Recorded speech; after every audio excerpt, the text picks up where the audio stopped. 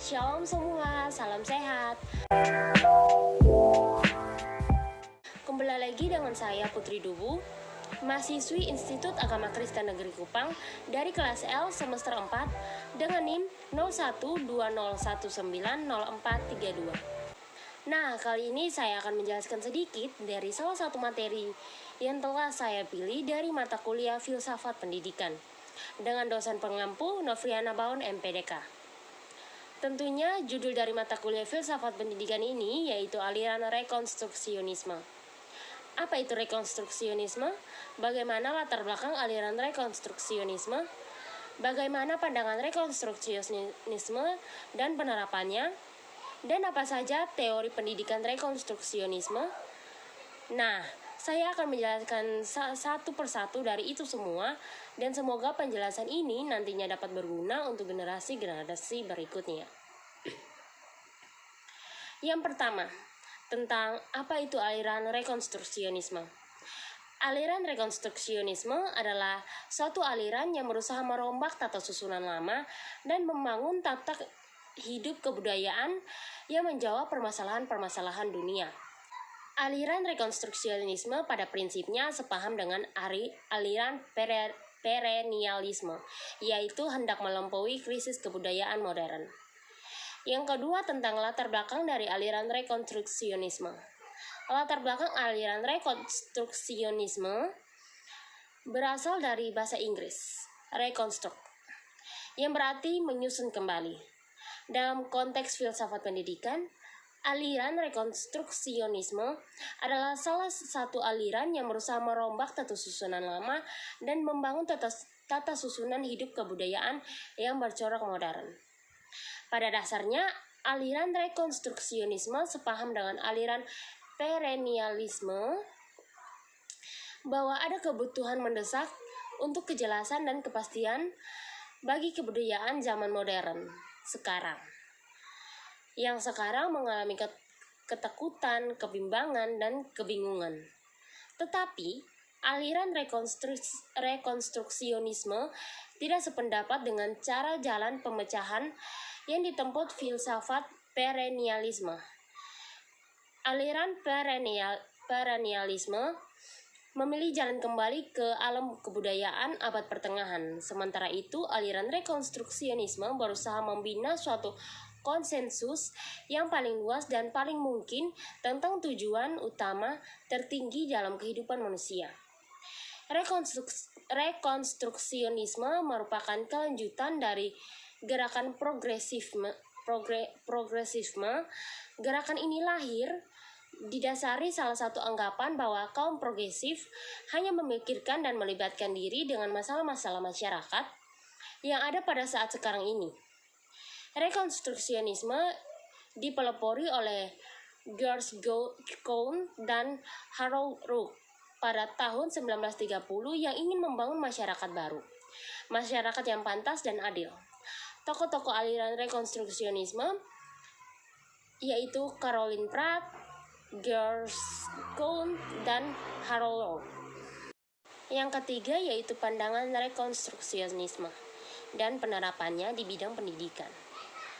Aliran rekonstruksionisme yang berkeyakinan bahwa tugas penyelamat dunia merupakan tugas semua umat bangsa atau semua umat manusia. Oleh karena itu, pembinaan kembali daya intelektual dan spiritual yang sehat akan membina kembali manusia melalui pendidikan yang tepat atas nilai dan norma yang benar demi generasi sekarang dan generasi yang akan datang, sehingga terbentuk dunia baru dalam pengawasan umat manusia. Aliran ini memiliki persepsi bahwa masa depan suatu bangsa merupakan suatu dunia yang diatur, diperintah oleh rakyat secara demokratis, dan bukan dunia dikuasai oleh golongan tertentu. Sila-sila demokrasi yang sungguh bukan hanya teori, tetapi mesti menjadi kenyataan sehingga dapat diwujudkan suatu dunia dengan potensi-potensi teknologi, mampu meningkatkan kualitas kesehatan, kesejahteraan, dan kemakmuran, serta keamanan masyarakat tanpa membedakan warna kulit, keturunan, nasionalisme, agama, ataupun kepercayaan dan masyarakat bersangkutan. Gregor Coons sebagai pelopor rekonstruksionisme dalam publikasinya Dare the School Build a New Social Order mengemukakan bahwa sekolahan betul-betul berperan apabila sekolah menjadi pusat bangunan masyarakat baru secara keseluruhan dan kesukuan. Masyarakat yang menderita kesulitan ekonomi dan masalah-masalah sosial yang besar merupakan tantangan bagi pendidik untuk menjalankan perannya sebagai agen pembaharu dan rekonstruksi sosial. Yang keempat yaitu aliran teori pendidikan rekonstruksionisme. Apa saja? Yang pertama ada tujuan pendidikan. Sekolah-sekolah rekonstruksionisme berfungsi sebagai lembaga utama untuk melakukan perubahan sosial, ekonomi, dan politik dalam masyarakat.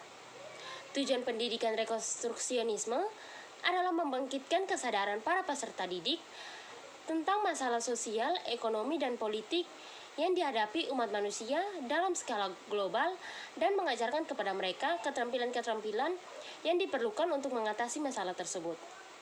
Yang kedua, ada metode pendidikan. Analisis kritis terhadap kerusakan-kerusakan masyarakat dan kebutuhan-kebutuhan programatik untuk perbaikan. Dengan demikian, menggunakan metode pemecahan masalah, analisis kebutuhan, dan penyusunan program aksi perbaikan masyarakat. Yang ketiga, ada kurikulum.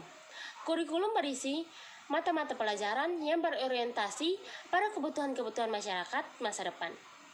Kurikulum banyak berisi masalah-masalah sosial, ekonomi, politik, dan dihadapi umat manusia, yang termasuk di dalamnya masalah-masalah pribadi para peserta didik dan program-program perbaikan yang ditentukan secara ilmiah untuk aksi kolektif.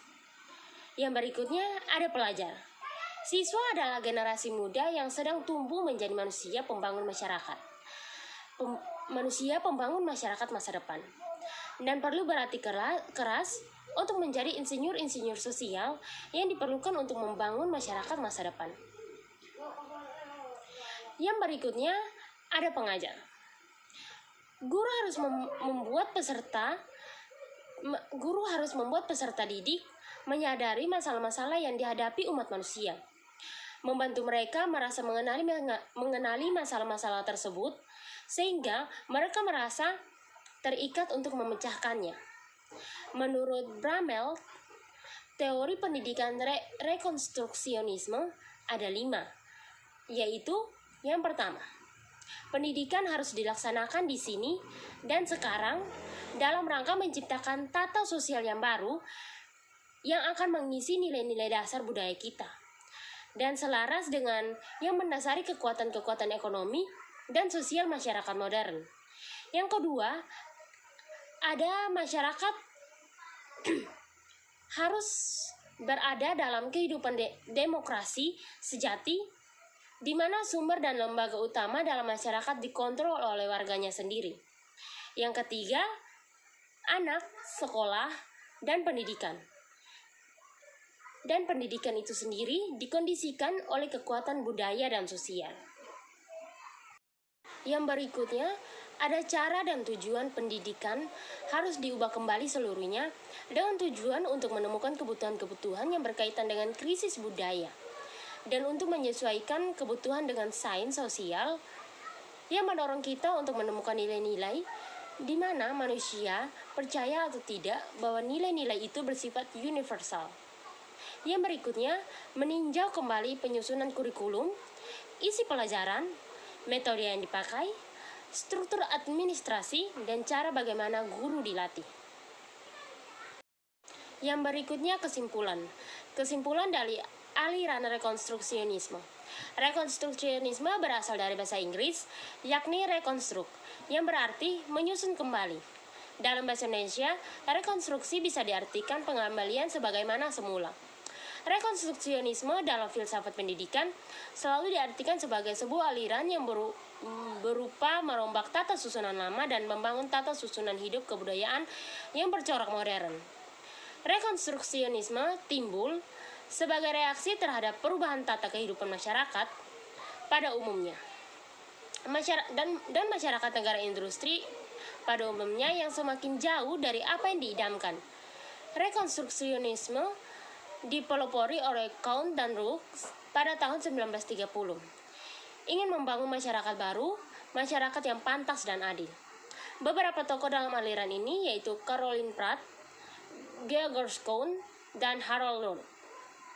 Dalam konteks pendidikan, aliran rekonstruksionalisme merupakan suatu aliran yang berusaha merombak tata susunan lama itu dengan membangun tata susunan baru yang bercorak modern.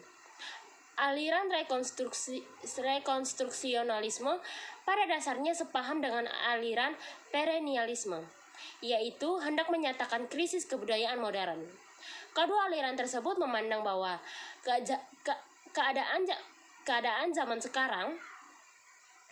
keadaan sekarang yang merupakan zaman yang memiliki kebudayaan yang terganggu oleh kehancuran, kebingungan, dan kesimpang siuran.